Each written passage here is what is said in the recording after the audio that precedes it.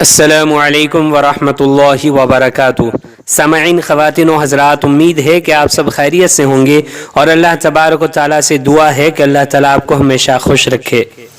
آج کی ویڈیو میں آپ ایسا زبردست وظیفہ اور عمل جاننے والے ہیں کہ اس عمل کو کرنے کے بعد آپ کو کسی اور عمل کو کرنے کی ضرورت نہیں رہے گی، کسی اور وظیفے کی طرف جانے کی ضرورت نہیں رہے گی۔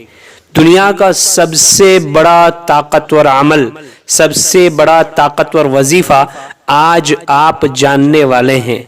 اس کی وجہ سے آپ ساری پریشانیوں سے چھٹکارا حاصل کر سکتے ہیں، ساری تنگیوں سے چھٹکارا حاصل کر سکتے ہیں اور رب کائنات کو منا کر اپنے سارے کام بنوا سکتے ہیں۔ حدیث شریف کے ذریعے یہ عمل میں آپ کو بتانے والا ہوں۔ بڑا زبردست عمل ہے، بڑا پاورفل عمل ہے۔ اگر آپ نے دھیان سے سنا اور اس پر عمل کرنا شروع کر دیا تو آپ کبھی نامراد نہیں ہوں گے، کبھی آپ کی کوئی مراد ادھوری نہیں رہے گی، وہ ضرور بھی ضرور پوری ہوگی۔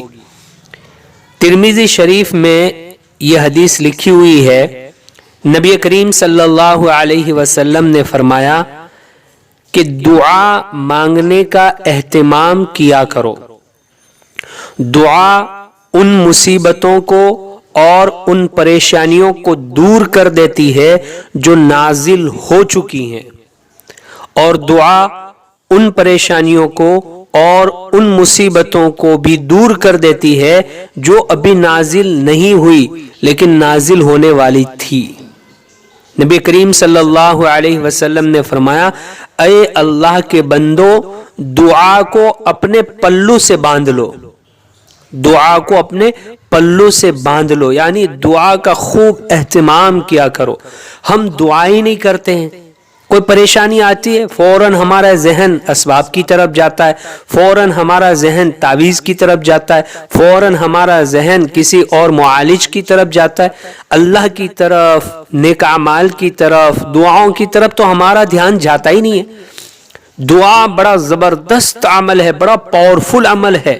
قرآن کریم میں بھی اللہ تبارک و تعالیٰ نے اپنے بندوں سے کہا ہے کہ میرے بندو، مجھ سے مانگا کرو، میں تمہاری دعائیں قبول کرتا ہوں۔ وہ رب رحمان ہے، وہ دعائیں قبول کرنے والا ہے۔ اور دعا مانگنے میں عاجزی کرو، انکساری کرو۔ جیسے ایک بچہ اپنی ماں سے کوئی چیز مانگتا ہے، ماں اسے چیز نہیں دیتی ہے تو بچہ کیسی عاجزی کرتا ہے، روتا ہے، گڑ گڑاتا ہے، ضد کرتا ہے۔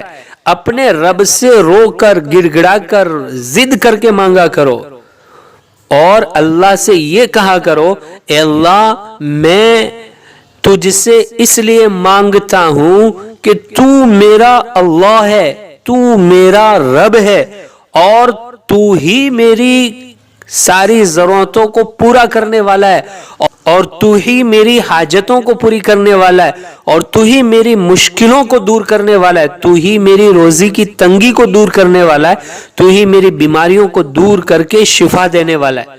تو رب کائنات سے دعا ضرور مانگا کرو۔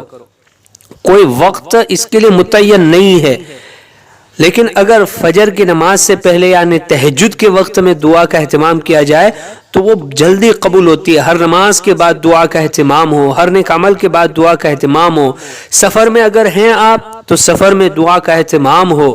یہ دعا کی قبولیت کے موقع ہوتے ہیں، ان موقعوں کو ضرور ہمیں استعمال کرنا چاہیے اور اللہ تعالیٰ سے زیادہ دعا کریں اور لو لگا کر دعا کریں، یقین کے ساتھ دعا کریں کہ میں جو مانگوں گا، میں جو مانگوں گی، اللہ مجھے ضرور عطا کرے گا۔